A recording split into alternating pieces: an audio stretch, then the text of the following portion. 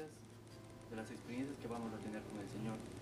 Primeramente, quiero agradecer a Dios por el privilegio que me da de estar aquí en este lugar, en este instituto, por conocerlos a ustedes. La verdad que es una bendición poder aprender de todos ustedes. Gracias por el maestro que da de su tiempo para enseñarnos a cada uno de nosotros, para instruirnos en la palabra, como realmente debe ser.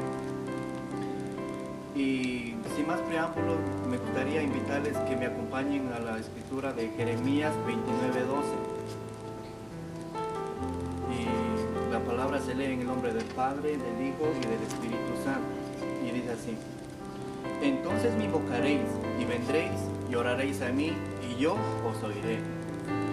En esta noche voy a estar tratando sobre el tema la oración, sobre el subtema que dice: lo que no puedes obtenerlo de pie, hazlo de rodillas. Oremos.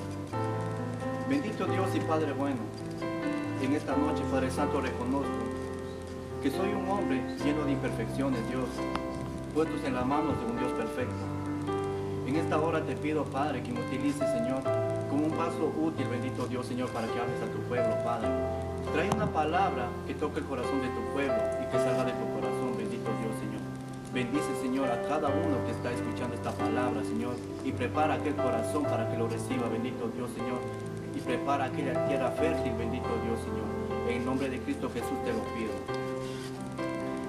Los grandes héroes de la fe fueron hombres de oración, hombres como Daniel, hombres como David, Moisés, Nehemías, el mismo Pablo, nuestro Señor Jesucristo, y personajes de antaño también, que al estar investigando he llegado a leer biografías, se diría, de personas de antaño, predicadores como Carlos Spurgeon, Carlos Finney, George Whitefield, personas que han levantado su ministerio a través de las rodillas, orando, han tenido sus experiencias y la cuentan.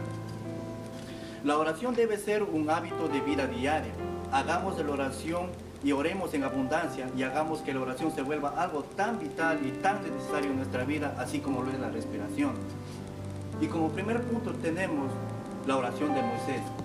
Todos sabemos y conocemos la historia de Moisés, un hombre, un líder poderoso de Israel, un intercesor, un tipo de Cristo en el Antiguo Testamento, un hombre escogido por Dios para traer libertad a su pueblo. Vemos en Éxodo 32, en el verso 10, y leemos y dice: ahora pues, déjame que se encienda mi ira en ellos y los consuma, y de ti haré una gran nación. ¿No se han preguntado por qué Jehová Dios le dice a Moisés: déjame? Porque Jehová Dios conocía el corazón de Moisés. Él conocía que si Moisés oraba, iba a cambiar el parecer de Dios, y así lo fue. Nosotros sabemos que el hombre y la mujer que tiene un corazón de intercesor y ama al pueblo de Dios es como el corazón de un pastor y que tiene cuidado de sus ovejas. En el verso 12 dice, aquí vemos que Moisés está guardando el prestigio de Dios. Vemos a Moisés que le hace un llamado a Dios a que se arrepienta. En este caso se implica es que Dios debería detener el juicio divino de Dios para este pueblo. Vamos a leer el verso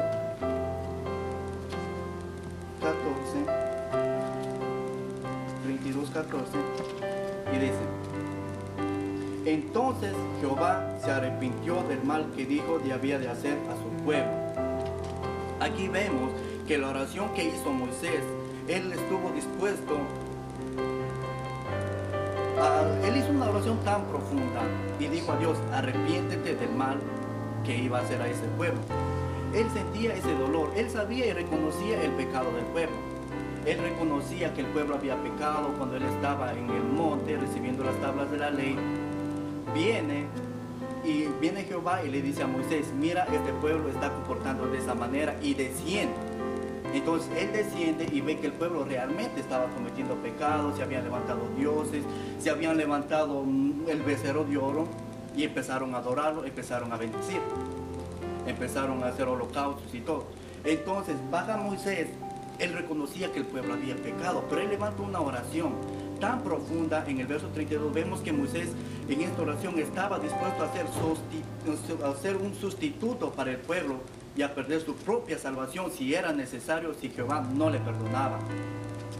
Sabemos que un intercesor es el que se pone en el lugar del otro para pedir misericordia y mover el corazón de Dios. Vemos también que nosotros podemos aprender de Moisés, que es un intercesor llamado por Dios, así como tú y yo somos llamados por Dios. Es impresionante ver cómo Moisés decía de que, o sea, palabraseando lo que la palabra dice: si tú no perdonas a este pueblo, bórrame también a mí de esta lista.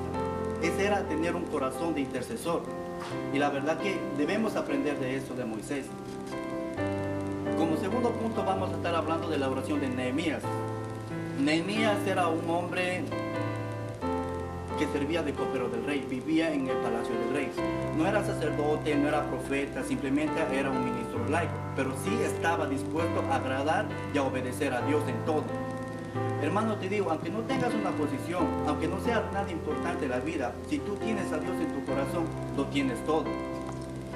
Vemos que Nehemías en el capítulo 1, en el verso 4, expresa una oración rica en contenido, en confesión, intercesión, reconocimiento y dependencia hacia Dios.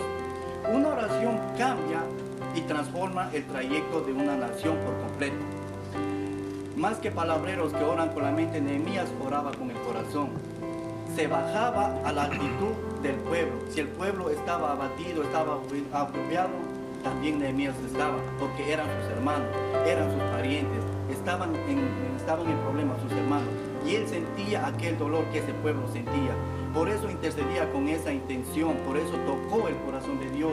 Y prácticamente vemos en la historia de Nehemías que Nehemías levanta esos muros. Quizás en este día, en esta época, los muros no sean tan importantes, o quizás no lo veamos de esa manera, pero en el tiempo de Nehemías sabía que esos muros eran esenciales, porque eso protegía al pueblo de los enemigos que los atacaban. Entonces para él era tan importante, tan esencial que esos muros sean restaurados, sean reconstruidos. Y así fue. Dice que en 52 días esos muros fueron levantados. Por lo tanto, Nehemías nos da una clara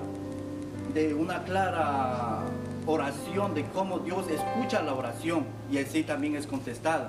Así que, hermano, te digo, si la oración de Nehemías fue contestada porque fue hecha en la voluntad de Dios, así también tu oración va a ser contestada en el tiempo oportuno, en el tiempo de Dios. Y ahora vamos a estar hablando de la oración de Daniel. La oración de Daniel muy parecida a la de Nehemías. La oración es el secreto del éxito en la vida del hombre. El profeta Daniel conocía este secreto. Él conocía la vida de victoria que estaba en la oración, que estaba en sus rodillas.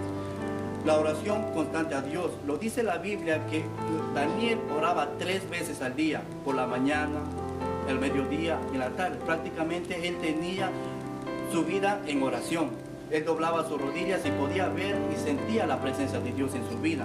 Así como lo podemos ver cuando él fue echado en el foso de los leones. Por causa de la oración, los leones no pudieron hacer nada, porque prácticamente él sabía y su confianza estaba en Dios. Hagamos de la oración algo vital, algo necesario, algo tan necesario en nuestra vida, orando siempre y sin cesar, dando gracias a Dios en todo, que con nuestra oración logremos contagiar a los demás, logremos contagiar a nuestros hermanos.